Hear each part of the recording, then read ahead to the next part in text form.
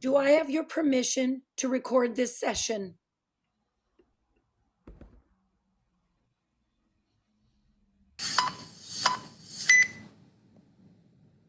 Tehran, Iran. I think I was about 16, 17 years old when I left Iran. Yes, that has just I had to York. He was a very angry person. I was moving as my son. Yeah, he was a drug El addict. Salvador. I feared that I would be sent back every day. When I would hear the sirens, I would be scared it was immigration. Claro que sí. No, Acapulco. I don't remember much, but I remember saying no. No. No! No. Zahedan, Iran. Then Monday evening, I'm going home and I saw a guy at the door. I just didn't like his face for some reason. Like he was too anxious and too, like, worried or something. This man was the worst to us. Berdichev. Our town was on the border between Russia and Poland. So as the borders of these countries went back and forth, our town did as well. I don't remember. Don't know where to go. High school. Well, I used to eat my peanut butter sandwiches in the bathroom stall during lunch because I was too embarrassed to go out because I was like lonely. And you think that you would remember? Blacked out dance studio. I learned about moving with meaning. Sometimes. I didn't know where to go, what to do. Pyongyang, North Korea. We just walked. I left everything I knew behind. What? What? I left everything I knew behind. What? What? I left everything I knew behind.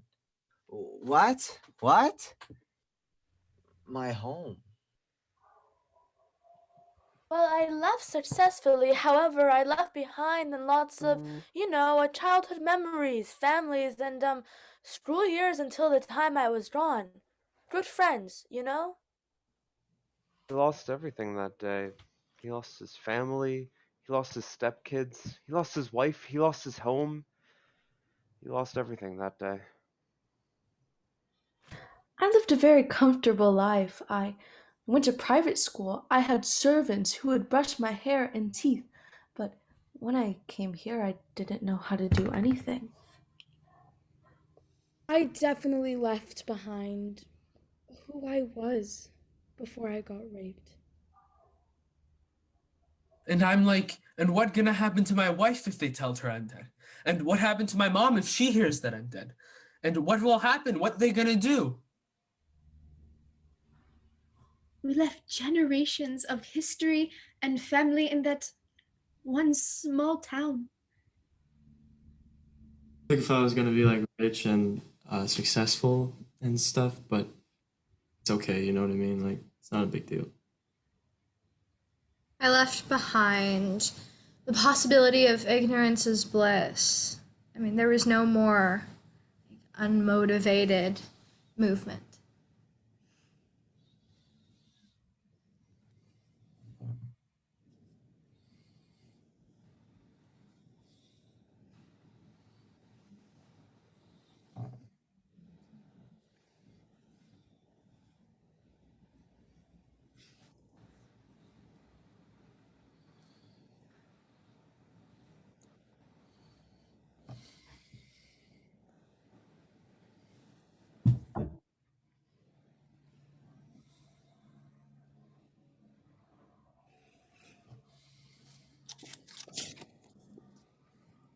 My father worked for the Forestry Service, so he was allowed to travel over the borders.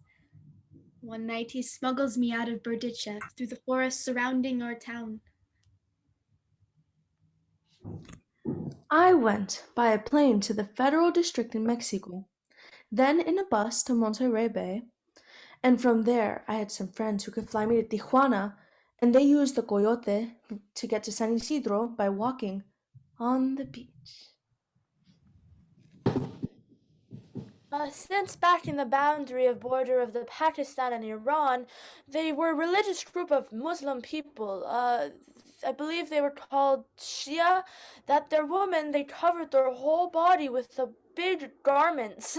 So in order for the border to not to recognize us, well, the people who helped us to escape had us wear those robes. The only thing that was shown was our eyes, but that was covered with fabric as well.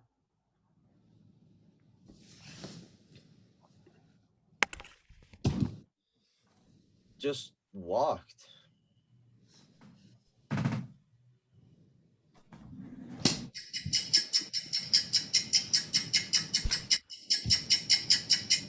There were varying times in that marriage where I was more or less strong, but I think as a result of what I did that day, really left me feeling now very empowered. Time was everything and nothing. Like, it was all that mattered in that moment. I felt like I was in a totally different world than I've ever been in before. This all happened in maybe like 2 seconds. So many things goes through your mind, and the funny thing was, I wasn't really scared. Like, okay, then I die. And you're like, whatever, right? Oh, so that's how the people die. It took my happiness away from me for a long time. And by a long time, I mean I'm still not happy, and it's been 9 months prior. I do miss who I was before, but there's no way for her to come back. She disappeared on March 15th.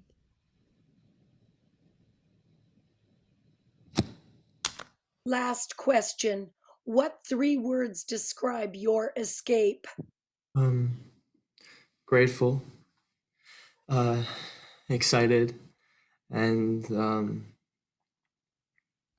I honestly can't think of the last word. Thank you for telling us your story.